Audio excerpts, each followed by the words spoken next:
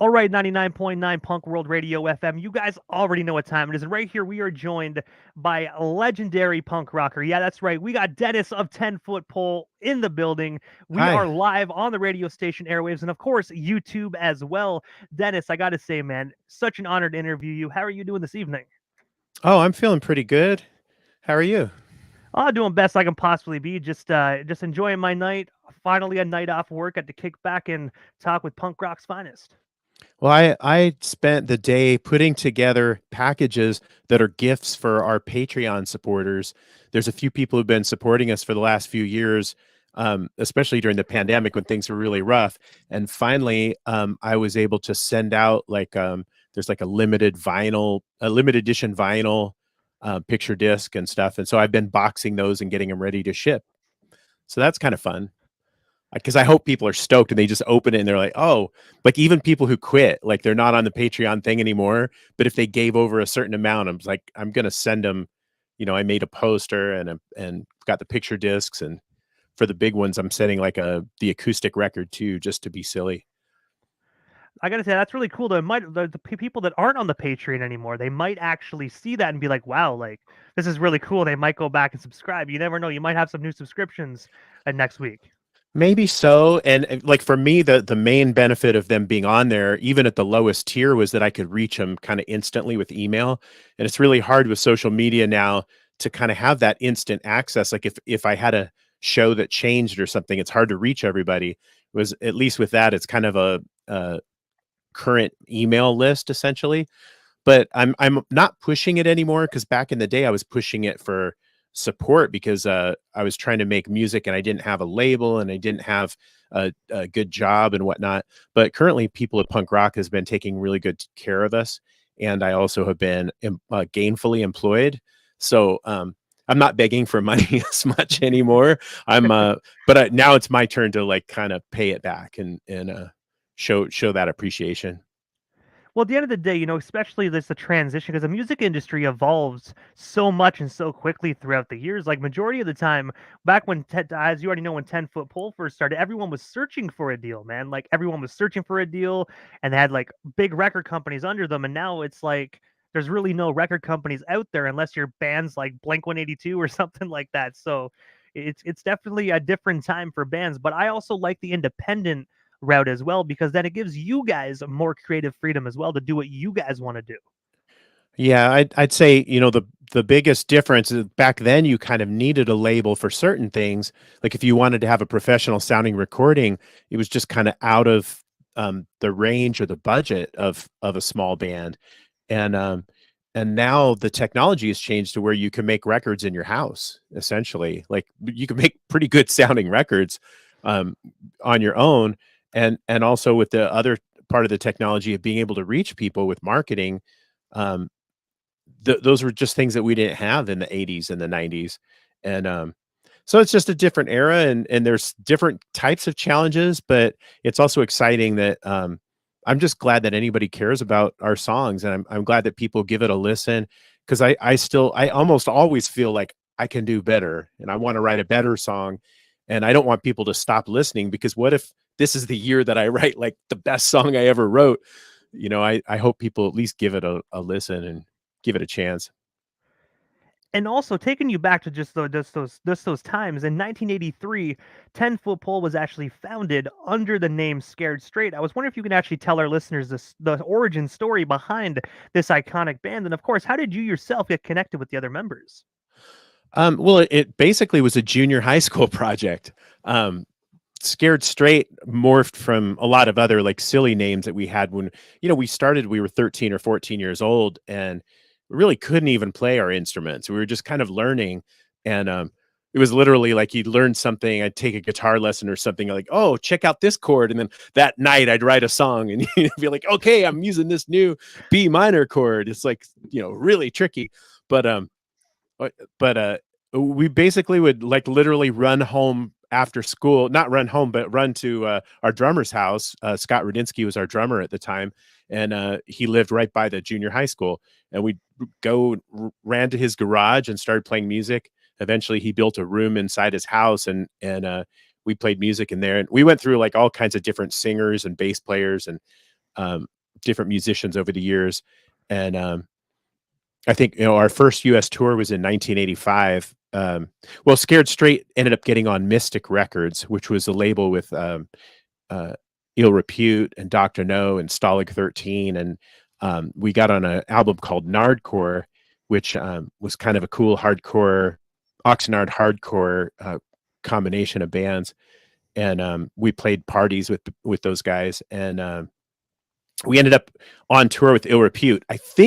I'm not sure, but there were two factors that I think probably affected it. One is that Scott, our singer at the time, was also a drummer, and Ill Repute's drummer couldn't go, so he agreed to play drums with Ill Repute.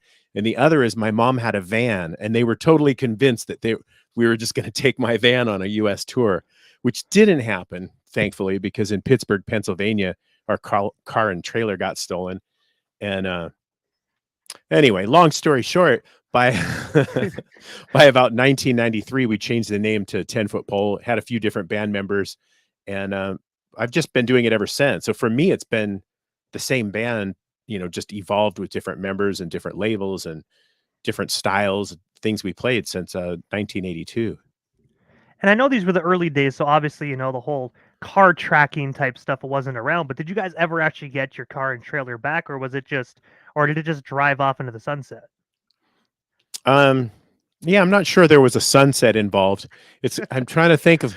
Basically, what happened was we had two cars. One was a station wagon driven by our friend Skippy from Australia.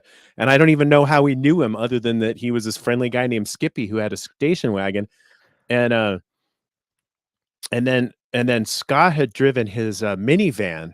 And so we basically had two different vehicles. And that particular night, me and I think Steve went out gallivanting, trying to be social, as they say. And the other guys parked the station wagon where the promoter told them in Pittsburgh, Pennsylvania. Apparently it was right on the edge of the projects, and the promoter didn't mention that several other bands had already had their stuff stolen. So when we came the next morning, the car wasn't there, and there was some broken glass, and we went out looking, but yeah, that was a lost cause. So I learned that when you're a kid, you can live under the umbrella of your parents' homeowners insurance, and they don't pay well for guitars, but they do pay pretty well for t-shirts and jeans and stuff. So if you ever find yourself in that position, I think it's the same with suitcases. If you ever have like a loss, make sure that you list all of the sundry, the typical boring stuff, because the insurance company paid like 30% of what the guitar was worth, but 90% of what my shoes were worth. So it's a good thing I listed all my shoes and stuff, and then got some new guitars, and Scared Straight was back on the road that winter with No Effects and the Grim and Entropy on a Texas tour. That's when we met No Effects in 1985, winter tour, like in Texas and Arizona and places. And if you don't mind me asking, what was one of your most fondest memories of that tour with No Effects? Because I heard like back in the day, even still today, there's some pretty crazy guys to actually just to party with. Oh yeah, they were rough. I actually, the guys weren't that bad, but they had girlfriends that were like pretty gnarly. Like I don't remember that much about it, honestly. I just remember there was a lot of leather and there was a lot of kind of weird drama stuff going on. Something got stolen or something, and they were running across the border, and I don't even remember that. The biggest thing I remember is that I didn't think they were very good, and Entropy was really like my favorite band on that tour. They were amazing. And then a few years later, like by 92 or 93, we heard No Effects is The Longest Line, and it just blew me away. It was like, oh my God, that's the band that we toured with in 85. And of course, they were just like making music all that time straight, whereas I was off going to college and whatnot. And I didn't even play music during that time because I was so intimidated by how good the musicians were at my school. There were just some guys who just sat there shredding all the time. And so hearing No Effects be that good actually kind of motivated us to get back into music, be like, wow, if those guys who really sucked back in Texas in 1985 could make an album like The Longest Line, that little EP, it's like, that's really good. And that gave us hope that, like, anybody could be a musician. Of course, like now I know Fat Mike is a genius. Like at the time, I just thought he was, just a guy. uh, Like I didn't even know what to say, but he ended up being a genius, and but it motivated us to get off our butts and actually get back into music and give it a try. We made a record called Swill, and then the next record we made was Rev, and that one actually like kind of got some traction. It was pretty exciting to kind of break into the 90s skate punk scene with the album Rev on Epitaph Records. And I gotta say, definitely just a shout out to NoFX because I gotta say they've been going for so many years and they're actually on their farewell tour, which makes me kind of a little bit sad because I was sitting there, fingers crossed, scrolling through their site with their last tour dates, hoping for some Canadian dates, but we didn't get them. But either way, at the end of the Oh, day, I wish them all the best, man. I really do. yeah, yeah. I mean, they've just been going and going. They must be just ready for a break. But I mean, is it really like really forever goodbye? I don't know. I mean, maybe give it a few years and they'll be ready to come back. I don't know. It's hard I to imagine a world without No Effects playing shows once in a while. I gotta say, I definitely agree with you, and I hope you are right, actually, because I do know a lot of bands when they do say the whole like farewell type thing. For instance, like look at Motley Crue, they retired like almost like 5 times. Kiss retired many times. Yeah, and I don't doubt that they're sincere, but music is kind of addictive. Like, and what do you do when you don't do it? Like after 5 years, they might be itching to come back, or whatever makes them tired of it now might change to where they want to come back. And maybe they'll have a sorry we're back tour or something, or not. I don't know. I mean, who knows? But I just there's been several times I thought I didn't know if I would ever play music again, and just like focused on my audio career or other things in my life. And sure enough, eventually I just kind of have kept circling back to it. And I think that's what's kept us going for so long, is that kind of taking a break and then coming back and giving yourself the freedom to step away from it when you get tired of things. And also, as well, as you mentioned a lot briefly at the beginning of the interview about how 10 foot pole actually became the scared straight transition and 10 foot pole. But I have to ask, like, what ultimately made you guys decide to change the name to what the world now knows you guys as 10 foot pole? It's funny because it's another Fat Mike story. I I guess he really is an important part of our history, but it's maybe not as much as it seems. But so we were called Scared Straight, and we were about to go to Europe, and we had just made the album Swill, and we were talking with Fat Mike about putting out a record, and he said, the one of your problems is that people think you're a straight edge band, and you guys really aren't a straight edge band. So it's just wrong from a marketing perspective. It's just wrong. Like you guys aren't. That's not what you guys are about. So you really should change your name. And of course, we're kids. Like, oh, our band's been called Scared Straight for 10 years, and we can't change the name. And anyway, he talked us into it, and he was right, of course. And because we were going to Europe, we we thought, well, we don't want to go to Europe and advertise an old, basically a dead name. So we need to change our name before we go to Europe, and also like change the album. So the album Swill we did was, of course, we were called Scared Straight, and we made, I think, 3,000 copies of everything, or maybe 3,000 total. I don't know if it was like, some were cassettes and some were CDs and stuff. And anyhow, so I think we brainstormed for a weekend, and we just put all of our favorite names up there. I think number 2 was Ape Shit. Am I allowed to swear on this show? Oh, we are completely uncensored, so definitely. Oh, woo, freedom. So, yeah, the number 2 was Ape Shit, which probably would have been censored quite a bit, or who knows? Maybe we would have been huge if we would have taken that name. That was Pete Newberry's favorite name. Peter Inu, I guess, was his name on Rev. Pete thought Ape Shit was the best name ever, and so that was in the number 2 slot. I think Asphalt might have been number 3, with ass with 2 S's. And but for whatever reason, 10-foot pole won. And so we on all of the CDs and tapes that we sold from then on, and that we took with us to Europe, we scratched out 10-foot Scared Straight, and either wrote in 10-foot pole or put stickers on it that said 10-foot pole. And we got stickers made and stuff, and it went out, and started the new branding with 10-foot pole, and Fat Mike never didn't want to put Swill out because he thought there was only 3 or 4 good songs on there. And at first we were kind of offended by that. And then eventually we agreed with him. But a while later, Brett from Epitaph called us up and asked us to put Swill out. And by then we agreed with Mike. So we asked if we could make a new record. And that's where Rev came from, was us deciding to, kind of double our efforts and make something better than Swill that even Fat Mike would approve of. And we put it out on Epitaph, and that was our biggest record to date. Like, people were stoked. The 1994 was a big time with the Offspring and No Effects, and it was a huge year for us and for punk rock in general. So we were stoked to be part of that. And also, when you mentioned a few moments ago about how you actually took the rebranding of your CDs overseas and either scratched out "Scared Straight" or slapped any stickers on, I have to ask, because obviously, those were quite a few albums you guys did that to. Over the years, did those ever circulate back to yourself or any other members of 10-foot pole? Did you ever come across those albums where you guys actually slap stickers on them? Yeah, we've seen them. And sometimes people even just ask questions about it. I saw it in YouTube or something recently, and I just randomly answered it. Somebody just said, "What's the deal with this?" I saw one that said 10-foot pole, and it was scratched out over, like, the Scared Straight, and so I explained it.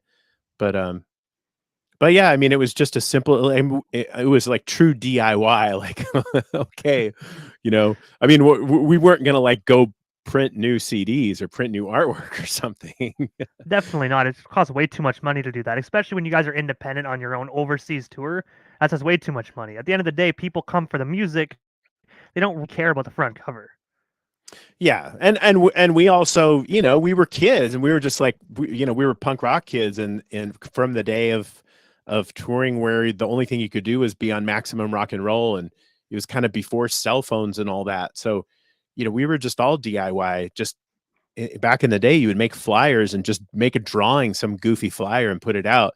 So that was kind of the punk rock ethic. We weren't really concerned about the, keeping a pristine looking, piece of artwork or something. But yeah, it is fun to see it. There's some that say Scared Straight as well. So I've found a couple of them, and I've seen them on eBay and stuff, but unfortunately I don't have a big box of them that I can sell on eBay for high price to, finance a new guitar. I got to say though, it would be pretty cool if you did get the opportunity, because all you had to do was actually autograph them, and boom, there you go, right? You can get yourself quite a few guitars. I don't know. I think autographing it might reduce the value. I don't know. You know what I mean? At the end of the day, I think a lot of people would pay top dollar for it. I know I would. I hope so, because on those Patreon things that I sent out today, I autographed a bunch of the stuff. I didn't write on the picture disc. I thought the picture disc was pretty cool, but I did write on a poster, and on the ones where I put in the acoustic record, I signed the front of that. So hopefully people won't be too pissed. They can't be too mad, because it was like essentially a gift. So even though they paid previously to support the band, it's kind of like they donated, and then this was like a little like gift back to them. I gotta say, if I end up getting a surprise in the mail from a legendary punk rocker with an autograph, I wouldn't be mad. But I do know sometimes people, I think they have OCD or something like that about their cases or something like that. But me, I'd be like, shit, this is going in a frame. Yeah, I don't know about vinyl. Like, some people think vinyl, you need to open it and then take out the vinyl and then put it in a different sleeve for the transporting and stuff. I didn't I didn't open the vinyls, so hopefully it's tough. Everyone has different standards and expectations, so we just do our best and ask for forgiveness for the people who are really angry. And also, as well, in the year 2000, 10-foot pole was also featured in the Punk Goes Metal compilation, where you guys actually performed a cover of Love Song by Tesla. I was wondering, how did you guys get the opportunity to work on this particular project? And of course, what was it like just being a part of it in general? Oh, I think, back in the day, there were quite a few different compilations, and there was, and I think, is that Bob Beckert at Fearless Records did that one? I want to I say. believe so, yeah. I believe Yeah, so. Bob had the idea of like, hey, what if we get a bunch of different bands to do different genres? And so there was like there was a Punk Goes Metal and a Punk Goes. Uh, there's a few different ones anyway, and I wasn't even a big fan of that song, so for me, I kind of had to learn it. I liked bands like Iron Maiden and Black Sabbath and stuff like that back in the day, but that was a little too soft for me. That like "Love Will Find a Way" thing, but I try to get in the spirit of things, and I showed up in leather with like black eyeliner on and stuff, and I was like trying to really get in the. But I think probably my biggest contribution was doing a harmony like "Love Will Find a Way," trying to make it sound tougher. But yeah, I mean that was cute. I was just recently in a similar thing with Punk Rock Factory, where they did a Disney thing, and I did it wasn't Let It Go, but it was from Frozen. It was Do You Want to Build a Snowman? And it was like me and the singer of Punk Rock Factory like kind of doing a duet. And it's fun to do different songs sometimes, just something out of character, especially if there's something like Disney or Tesla. And I have no idea like how to play either of those songs, but it was fun to do it once. And that was actually my question list as well about Punk Rock Factory. Well, just while we're on the topic, I'm going to dabble into it. I have to ask, how did you guys actually get connected? Because I do know that song, you guys had phenomenal chemistry on it, man. Like I really genuinely, I know it was a Disney song, of course, but it just the way they put it together was just like absolutely phenomenal. I honestly don't know how we got connected. I got an invitation from them, but I don't know like what made them think of me, or I don't remember the details of how it went around. I mean, we did do some touring in Europe, and also I toured a lot with Jimmy Eat World. I did 500 Jimmy Eat World shows doing sound for the band Jimmy Eat World. So it's possible that I ran into somebody on a Europe tour. I'm so terrible with names and the history of stuff like that. Like it just, Hey, after 500 shows with Jimmy Eat World, I don't blame you. It would be foggy as well after 500. Yeah, it adds up, and sometimes I have to just kind of focus, and the more information I get into my brain, I have to let some stuff go. But it could also be that they just reached out on the internet and said, "Hey, do you guys want to do it?" And I said, "That sounds fun," and you know, it's fun to try different things once in a while. And also as well, on June 8th of 2004, you guys actually released my personal favorite album, which is your sixth studio album, titled Subliminal Messages. I was wondering if you can actually tell our viewers and listeners the story behind that amazing album. And of course, is it actually still available to be streamed or purchased today? Because honestly, Dennis, in my opinion, that is a no-skip album. Like you can listen to that album from start to finish, and if you skip it, you're out of the car. That's all I got to say. Oh, nice. Well, yeah, that record is still available. At least people of Punk Rock Records, who's been kind of our angel investor the last few years, did a reprint at least of the vinyl. I think we have vinyl and CDs that they made. I'm not sure. I think they made CDs, but like pretty much everything else I say today, the way you can check this is to go to 10footpole.com, TENFOOTPOLE.com, and so for the last two records that we made from scratch, which is Simmer Down, the acoustic record, and the one just recently that came out, Winning, those are on People of Punk Rock Records, and they've been just super supportive and trying to re-release old stuff if they can. And I think Subliminal Messages was one of those that they actually succeeded in doing and getting that out. And the reason that they could succeed in doing it is because essentially it wasn't on a label. There's a lot of long story short snips here, and if you come to one of my acoustic shows, I could talk about this stuff for hours if you like. But so my acoustic shows, I also do monologuing if in case. So I'll just leave that door open. But I'd say the summary is it was supposed to be on Victory Records, but the owner of Victory Records pulled some weird kind of power moves about the album artwork. And so basically I committed to paying for it myself, regardless of whether we were on the label or not. And suddenly we weren't on Victory Records. And so, but we made the record, Subliminal Messages, and then we got Go-Kart to help us kind of recouped some of that pay, and they helped us get it out, but then they kind of disappeared. And so essentially, I guess it's basically our record at this point because I pay for it, and or at least most of it. And I haven't heard from the go-kart team yet, but hopefully they come back and make new stuff. Who knows what what other opportunities might have come their way. And I gotta say, I'm glad that you actually you technically own that record. A lot of labels back in the I don't know if 90s it's and early technically, 2000s. I don't know if it's technically, but I just decided if someone wants to sue me and claim that they own it, I'd be okay with like fighting that because I paid for it. I gotta say, if you paid for it, you own it. You know what I mean? It's like if you walk into a store and you buy something, you own it. Yeah. You know what I mean? At the end of the day, let them fight. Well, I did sign some kind of contract with Go Kart Records, and they put it out, but I think they were supposed to pay me in full for all the recording, and I think they got something like halfway there. So it is a little bit nebulous. If Go Kart wanted to say that they owned it, we'd have to have a little bit of some negotiations for them to take it over. But so I guess what I'm saying is it's not technically, but it's that's how it's turned out, is that they disappeared. And yeah. Anyway, sorry to get into detail there. I'm a bit of a stickler about the details. But I have to say, at the end of the day, honest to a fault, I guess I would say. I'm honest to a fault. But you guys released some amazing albums. You know what I'm asking? Do you guys actually own the rights to all your albums, or is there still some that's actually owned any labels? Oh yeah, Epitaph Records had I see. I'm not really sure. Like maybe after a certain amount of time, artists can go back and try to like get ownership or something of their old stuff. But I always thought it was cool to be on Epitaph Records. I didn't want to take away their ownership or haggle with them about it. I don't even know. Maybe it's not even possible.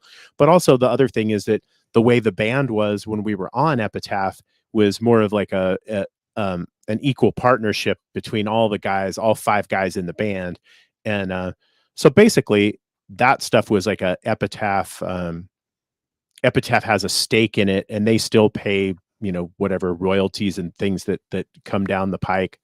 And theoretically they would help like advertise it and whatnot. And I don't know if they really do anything these days about it, but I'm also not trying to go back and mine the past for stuff. Like I'm way more focused on the future. And we did make one record that was kind of like my idea of like kind of a best of the old stuff. Because for a while I couldn't even get the stuff from Epitaph, or at least not at a reasonable price. And so we made the record set list just so that if somebody new came up at a show and said, "Hey, I liked those songs you played, where can I buy the recording?" Instead of saying, well, John's on Unleashed and ADD's on Unleashed and the Getaway's on Insider and, Old Man's on Rev. Instead of saying all that stuff, I was able to just say, well, it's all on Set List. And for only $10, you can get the CD and get all of those tunes, But so that was the idea with Setlist, was kind of a re-recording of the old ones. And as you probably know, we changed singers. So I was the guitarist of Scared Straight, and of the first 2 albums of 10 Foot Pole, I was the lead guitarist and principal songwriter. But Scott, the drummer who turned singer, was the lead singer. And Scott's now the singer Pulley and has been for years and years. And Pulley's had a great career. But that was another point of Setlist, was that, some people like my voice better and some people like his voice better. And certainly we didn't destroy the old recordings, but by doing Setlist, it was kind of like our modern interpretation of what 10 Foot Pole sounds like now, with me singing all the songs. And that's just, that's how it is. And also, as well, aside from 10 Foot Pole for a few moments, you are also a concert and event sound technician. I was wondering what actually made you decide to venture into this aspect of the music industry. And of course, was it a difficult transition from yourself, as a vocalist and guitarist, going into this realm of the industry?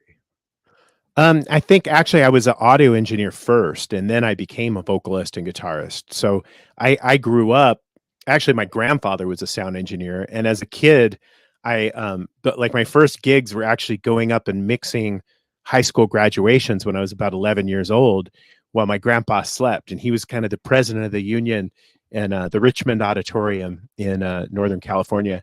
and they had 2 or 3 graduations in the auditorium a day there, so it was boring, boring as hell. And so he just sat there and slept while I mixed the sound. And then my dad had a sound and film company on the side. Like, he was mostly a defense contractor, working with things like inertial navigation systems for cruise missiles and things like that. And so he was kind of literally a rocket scientist.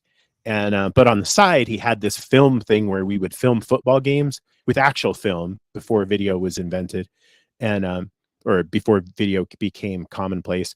And so we went out and filmed high school and college games and edited the games. And then he also had sound as part of the business, but I was way more interested in the sound. And as I got older, I kind of ran a lot of the business because he was working full time. And we ended up doing sound for high school and college graduations and concerts in the park, and all these different things over the years that as I got older, I got better and better at doing sound.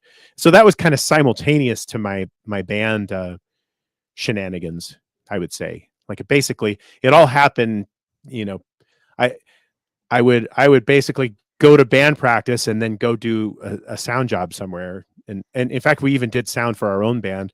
The first time we ever played was at our junior high school, and I brought a sound system and kind of mixed the band when we were 13 years old. And also as well, Valley View Junior High School in Simi Valley. True story. hey, but you know what? At the end of the day, you guys didn't have to pay a sound guy because you guys did it yourself. You guys were thinking ahead. That's some revolutionary type stuff. Yeah, and now it's come full circle, where the last 2 records I did most of the mixing and producing, essentially, on Simmer Down and Winning. I mixed it. So those were my first records, like being a recording engineer. So you were asking me about my audio career. So I mentioned Jimmy Eat World, but I also, some highlights include Weird Al Yankovic. The last, I just got done with 6 months out with Weird Al. I've done 300 shows for him.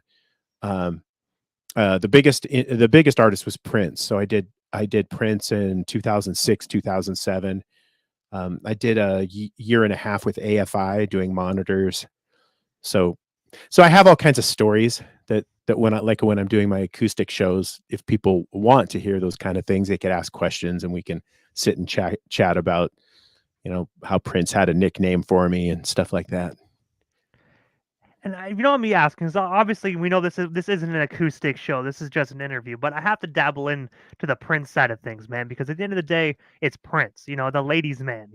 I have to ask, like, what was it like just working alongside Prince? And of course, if you can, what is one of your most fondest memories you shared with him? Because obviously you must have had a lot of encounters with the late great Prince.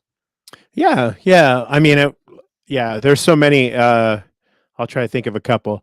Well, for one thing, that by the end, he was having me wear this white suit, and the security guys are like, he's punking you. He's just making fun of you, because he had me dress up like a Saturday Night Fever, like a white suit with the black shirt. But the thing is he was always cool to me about it. So, the security guys were trying to make me feel bad about it. But the reality is, like one time we got a good review in Las Vegas, and he sent me an email and he's like, it was all because of the suit that he wore. And another time he came up to me at the after show and he was wearing a white suit too. And he kind of looked at me, he goes, yeah, tonight we're twins. It's kind of just silly stuff like that. But then he also had a really biting sense of humor. Like, when I first started working with him, one day he goes like, nice shoes, Denny. And I was like, wow, Prince just complimented my shoes. And then I looked down and I realized I had these dirty work boots on. I was like, oh, that wasn't meant as a compliment. But when it comes to Prince as well, he had such a soft, delicate voice. So at the end of the day, obviously, him joking with you like that obviously came across like compliments because of his tone. Yeah, but he had a wicked biting sense of humor. He had a soft voice, but he's incredibly funny, but almost always at the expense of somebody. And I think one of the hardest things, honestly, to be honest about, like, in a work environment, one of the hardest things for camaraderie was to not laugh at Prince's jokes, because usually he was making fun of somebody, like in the band, like somebody just made a mistake and he's making fun of them. and it's super funny and you want to laugh, but you know that the next time you're going to be at the butt of the joke, and you don't want to encourage him to just keep cutting people down. So that was actually a workplace challenge, I would say, is to try to keep like an even keel where he didn't get mad at you for not laughing at all, but he also didn't like keep going and just tearing somebody a new one, like, for hours. And when you mentioned a few moments ago how you actually did monitors for AFI, if you don't mind me asking, what was it like just working alongside AFI? Because I remember when they dropped their song "Miss Murder," that was like just a radio game changer. I took over airways for months upon months, and still even today. Yeah, yeah. Well, they were really interesting guys, and it was cool because I was always on the bus with them. Some artists will have like an artist bus and a crew bus, but they like to just keep it tight. And yeah, I mean, we just always talked as kind of like they were like, obviously Davey's so like cool and fashion sense and whatever, and very like hip, but I'm trying to think of like stories worthy of telling with them. Like, each one of them I hung out with and had talks with in different ways. Like each of them had a whole different kind of vibe. Um like Adam the drummer was kind of the guy who would, go out to a bar or something. I remember in Amsterdam, like making our way back from a bar together. And whereas Hunter was very like cerebral and thinking, Jade was mostly on the bus, like trying to write new songs for Black Audio or whatever he does, like in using Reason. And of course Davey is just so smooth and suave. He's always a joy to talk with.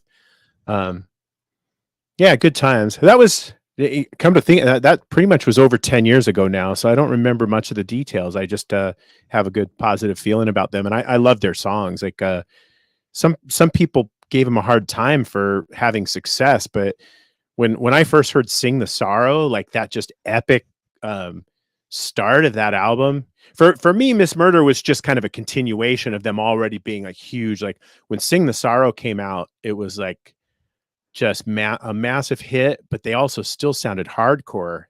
And I love the guitar parts and stuff. Like just a, for from my perspective, is like a really good mix of hardcore and pop, and goth, which like I liked all that stuff.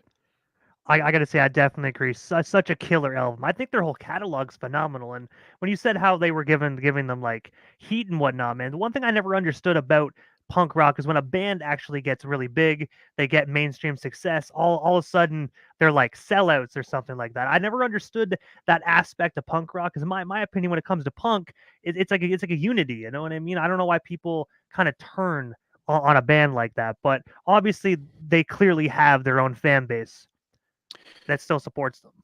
Yeah, and I mean, there's so many different types of different people define punk in so many different ways too. But that's the, I guess in general there seems to be a feeling among some people of like wanting to keep a band small so that they're kind of like cool and hip and cutting edge, and not wanting to like something or someone that everybody else already likes. But for me, I'm just kind of like, if you write a song that speaks to more people, then more power to you. Congratulations, because it's a tricky thing, songwriting. And I've had a lot of fun with songwriting, and I crack myself up sometimes, but sometimes I have a few too many inside jokes, and you never know, like what like you said, you like subliminal messages. But when it first came out, because we didn't have the label behind us, and we had a lot of other issues that just kind of hit at that same time, and punk rock really was taking a downturn in as far as popularity. um it seemed like nobody was interested, and yet there were songs on there that I was super proud of, and like Kicked Out of Kindergarten. And I knew even people who weren't punk people loved some of those songs. So I knew like if people heard it, they might really enjoy it. But how do you get people to hear it? How do you get, especially if they're not already into, skate punk or whatever, how do you get average people to just go out and listen to a song called Kicked Out of Kindergarten that's like 240 beats a minute or something? I gotta say that song was phenomenal though. Like in my honest opinion, the way you guys put that song together, seriously, it was revolutionary because no one was really doing that kind of stuff during those times. You guys really took your own ways and actually went with it. That's the one thing I loved about 10 Foot Pole. You guys are revolutionary with your music. Oh, well, thank you. I think I want to make another acoustic record, and that's one of the songs that I think I'd like on there, just because it's such a vivid story, and it's also my autobiography, so I might as well like kill two birds with one stone with that one. Like, it's like almost every part of it is literally true. So, um, that's a good one. And also as well, October of 2022, you guys actually released your most recent and brand new album, titled "Winning." I was wonder if you can then tell us a bit more about this most recently released album, and of course, like where can we actually snag ourselves a copy of it today? Well, I would definitely start with the end there. I would go to 10footpole.com, and there is a store in 10footpole.com if you wanted to order it from us, which is essentially out of Quebec City, or in the US, I would send it if it was like vinyl or US media mail, because then the shipping's really cheap. But there's different well, from that spot, from 10footpole.com, I think you can find the other distributors. Like, there's a distributor in Australia and in the UK and in Europe. Um, but what could I say about it? It the last album we had done was called Escalating Quickly, the last rock album, and that was kind of an experimental thing. And we had a lot of guitar dueling solos, and even had some keyboard things in it and stuff. And me and Ryan Green really had a good time with it, and just had a lot of like kind of freedom to just do whatever you want with it. And Winning was more like kind of a back to the basics. I don't know if it's basic, but back to kind of our roots of like trying to keep it aggressive and something for the fans, because there's definitely a part of our audience that was a little bit lost by Escalating Quickly. And so Winning was meant to be kind of a gift to those fans for their patience. But ultimately, like, it's music, and we just try to write stuff that we like. And so Winning has some songs that are kind of, it's all fairly melodic, but some of the songs are heavier and more like propaganda or something, and then some of them are more poppy, um, and some of them are more straight up 90s skate punk. And I saw Hopefully, you'll one of play the a few songs and people can hear for themselves rather than hear me talk about it, because it's oh, it's tough definitely. to talk about music. We already got some of the songs actually in the radio station's rotation, so we've been spinning them as well. Oh, thank you.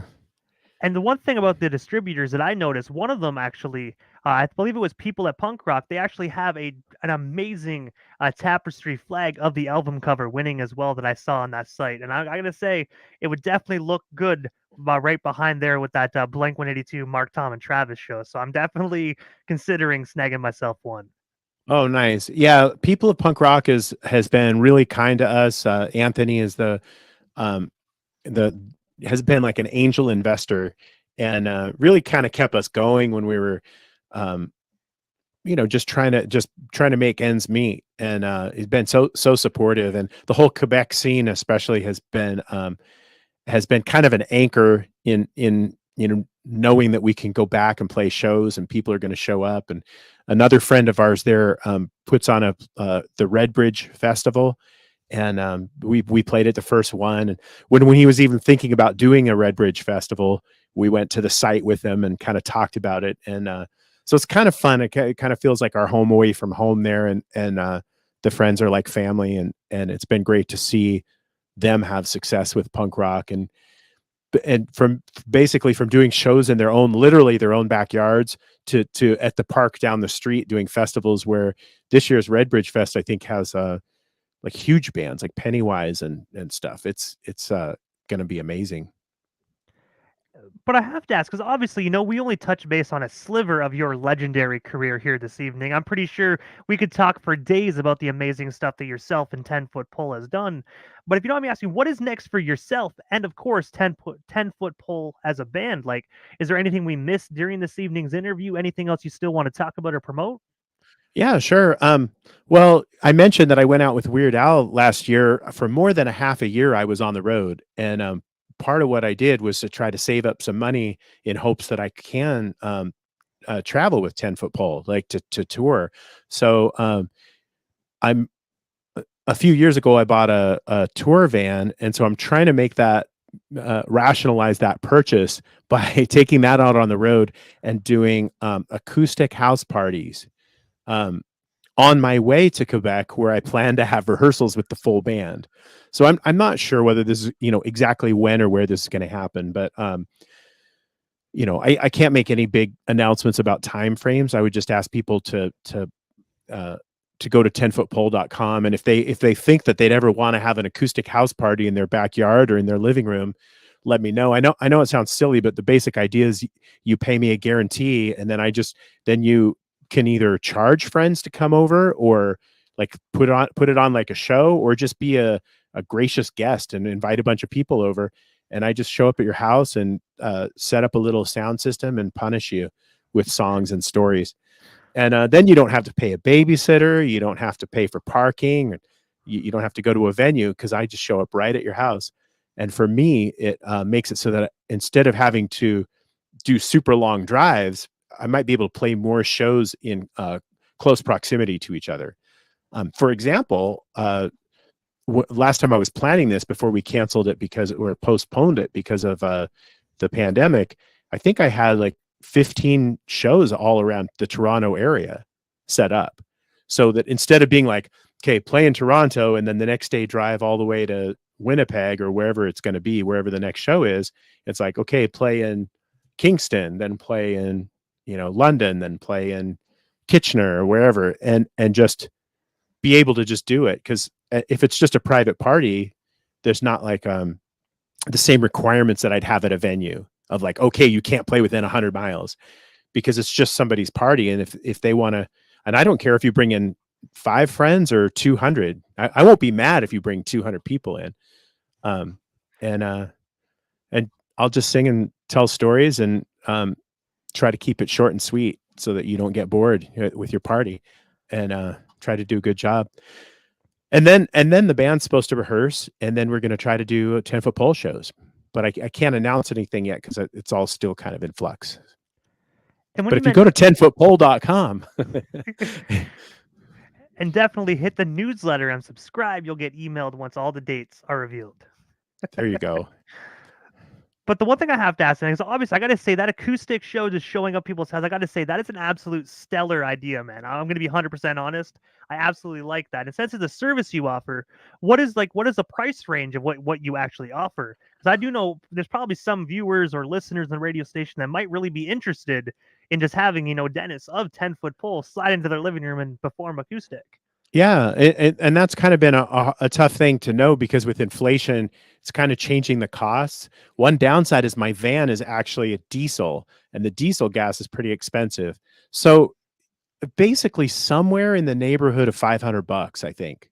Like, I try to keep it low enough to where people want to do it and they're not too stressed about it, but high enough to where it's like, for sure, I like my vehicle, and I can stay in a real place and stuff. I'm not like, trying to camp, and, um, I, I should mention, sometimes people will be really kind and offer to let you stay there, but the reality is if I stay at people's houses often, I won't get sleep.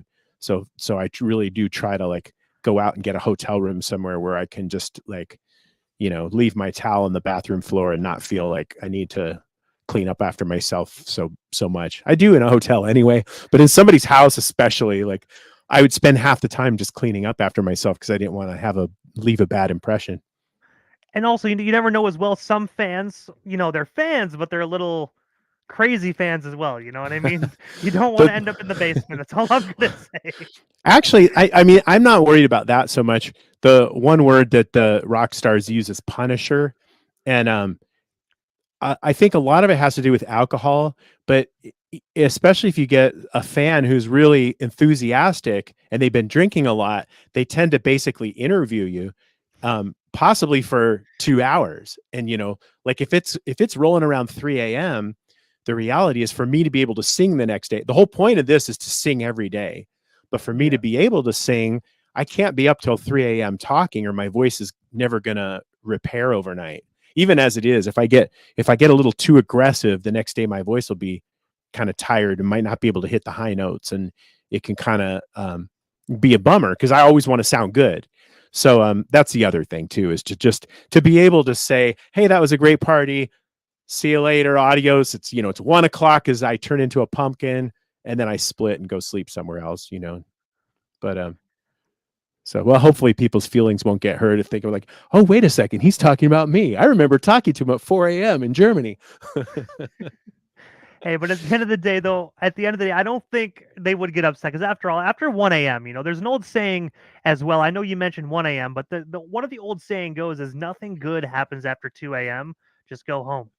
Yeah, but that saying was invented by like preachers and parents. A lot of cool things happen after 2 a.m. if you're a teenager. You know what? I definitely agree with you. So some of them when you go into an adult age, Some will you turn might into a saying. regret. Definitely.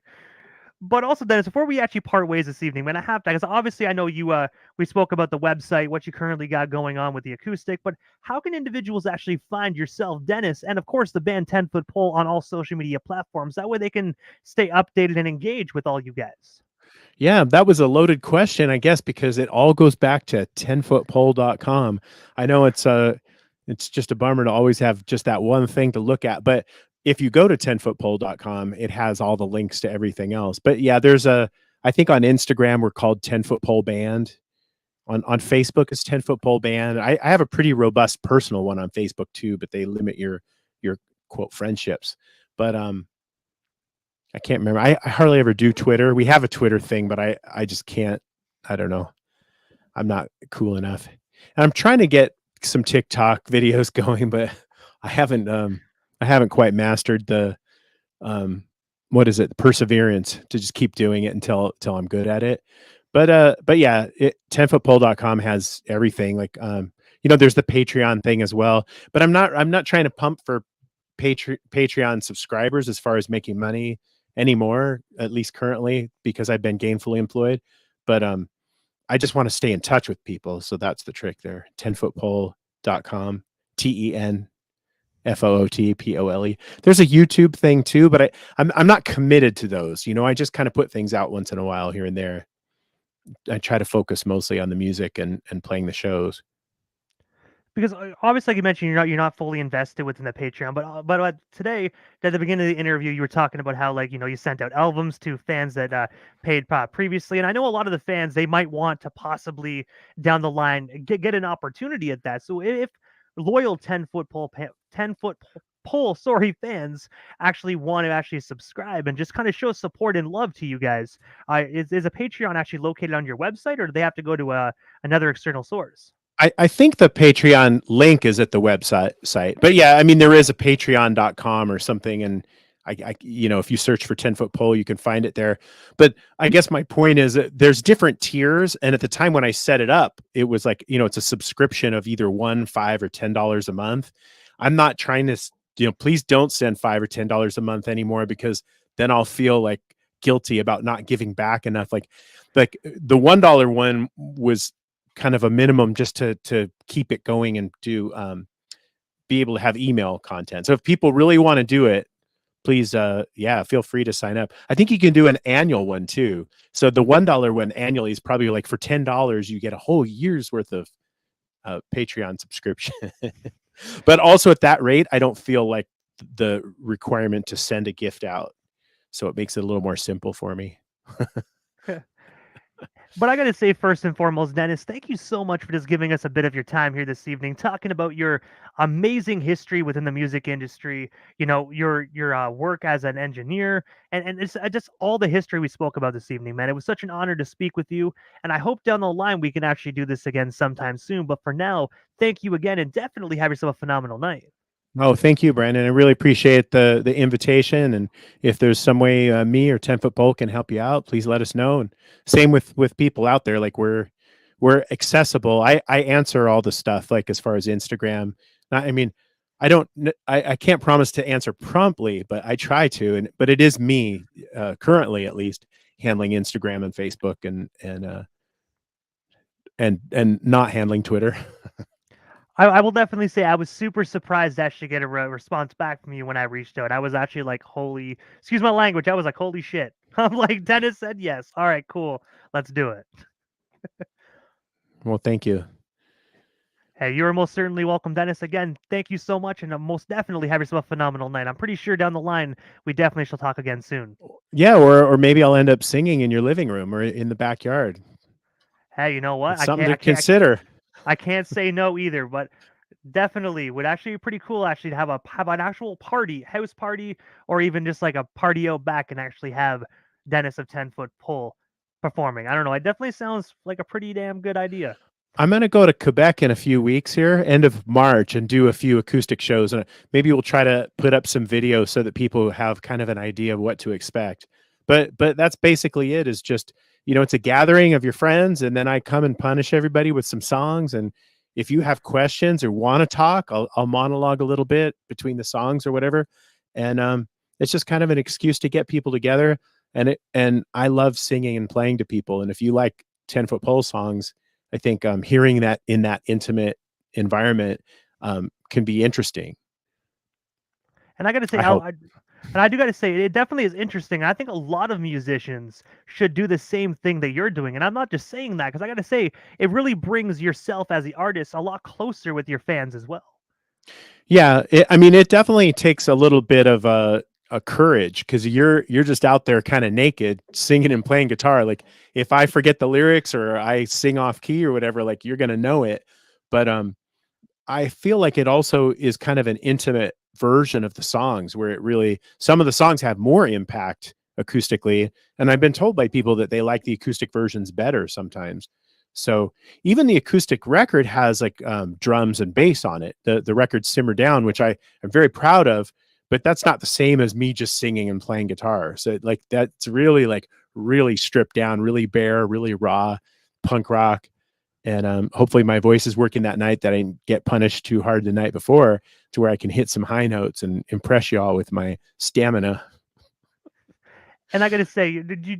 I know the interview's pretty much commenced, but I have to ask one thing because I'm actually genuinely curious about how you do this process. Do you go in with a set list, or do you just let the fans just blurt out songs at you? Um, I like to have a list so I have some because sometimes I get nervous and can't think straight in front of the in front of people or forget lyrics or whatever.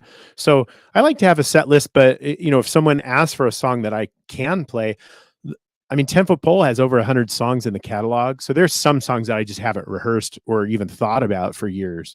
So, if you asked me one of those songs, I just couldn't even do it. And then there's some songs that I kind of remember and, or even Scared Straight songs. So, if I can, I'll usually try as long as the person's nice. And, it also depends too, like how many people are there and whether it just seems, pretty much, how I approach it is if it's a song and it seems boring, I'll just do like a verse and a chorus of it. And if it doesn't seem like people are interested, I'll segue, which I do with all the songs. I kind of just do abridged versions.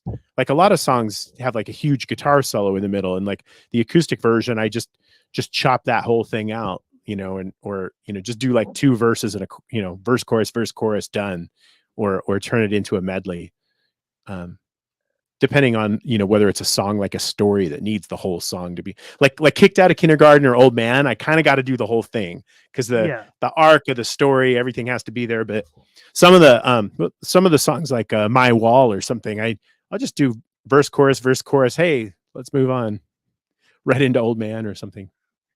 And I gotta say, kicked out of kindergarten. If it wasn't the whole song, I think that would probably be a punishable crime. That would definitely be a crime. It'd be confusing. Like, well, what happened? there's no sense of closure. You would see everybody in the next song on their phones on Google being like, "What the hell is the lyrics for the rest of the song?" You just reminded me. I really do need to do a follow-up song because that the whole thing is like all about this, kicked out of kindergarten, and like there's this whole sense of what happened to that guy, and that maybe I could get 2 or 3 more songs out of it. It could be kicked out of public school, then kicked out of high school, and then even college as well. Well, I'm not sure about kicked out. Actually, well, I did have student conduct charges brought against me in college. Um, but anyway, just thinking out loud here. I don't think I was ever actually kicked out. I guess I've been kicked out of certain jobs or things. But yeah, you got me thinking. Brainstorm it. You're right. Like maybe it won't be kicked out, but there needs to be a continuation of the story set to music. I gotta say, I Thanks for definitely the like. idea. Hey, you're most certainly welcome. I'm definitely looking forward if you actually put. Definitely looking forward to hearing what you actually do with that idea. I'm definitely excited now.